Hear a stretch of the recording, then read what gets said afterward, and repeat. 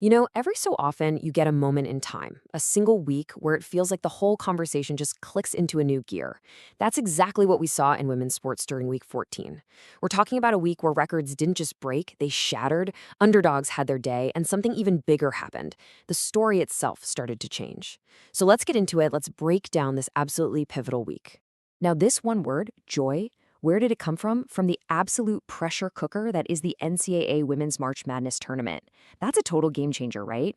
It's this conscious move away from the crushing weight of just winning, winning, winning, and a move toward the passion, the pure love that gets these athletes into the game in the first place. It's about finding purpose in the play, not just in the final buzzer. Because here's the thing, what we saw on the basketball court, that was just a symptom of something much bigger. Across so many different sports, new stories were being written, new champs were getting crowned, and the whole idea of what it means to be successful was being redefined. Week 14 was, without a doubt, a week of transformation. Okay, so let's go right back to where that incredible quote came from, the NCAA Women's Basketball Final Four. I mean, this is it. This is the biggest stage, where the lights are brightest and the pressure is just off the charts. But this year, something felt different. So you look at this and you see the absolute titans, right? You've got UConn coming in undefeated at 38-0. You've got powerhouses like South Carolina. But the real story, the one everyone was talking about, was this cultural shift. You had coaches actually saying, I just want them to have fun.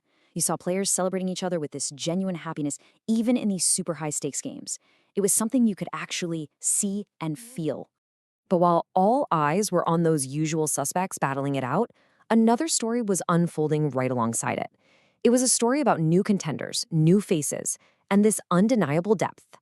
This was the week where it became crystal clear that the talent pool in women's sports is deeper and way more competitive than ever before. While March Madness got a lot of the headlines over in the Women's Basketball Invitation Tournament, the WBIT, which is a huge deal for top teams, a new champion was crowned, and they didn't just win. Columbia University basically put on a clinic. They completely dismantled the competition, and it felt like they were announcing their arrival on the national stage. Loud and clear. Get a load of this number, 96%. Let that sink in. For 96% of the entire tournament, Columbia was in the lead. That's not a lucky shot here or a good quarter there. That is a masterclass and total sustained control. It tells you everything you need to know about a program that is seriously on the rise.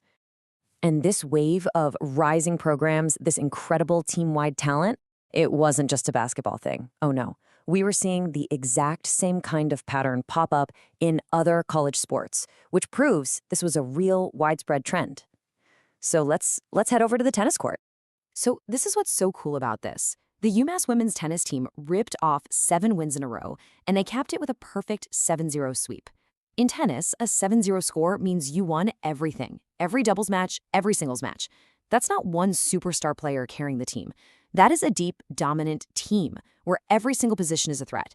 That's a whole new playbook for success. But, for every new contender that comes knocking on the door, there's usually a dynasty standing right in their way. Week 14 was also a pretty stark reminder that some empires, well, they're built to last. Over in women's hockey, we got a classic story of an incredible challenger running right into a wall that just seemed unbreakable. So this was it, the matchup for the whole thing, the national title. In one corner, you've got Ohio State, an amazing program that fought tooth and nail to get to the championship game. And in the other, the dynasty, Wisconsin, a team name that's basically become synonymous with hockey excellence. The stage was set for something epic. In the end, Wisconsin's dynasty wasn't ready to give up the crown. They secured another national title. And it just leaves you with this fascinating question.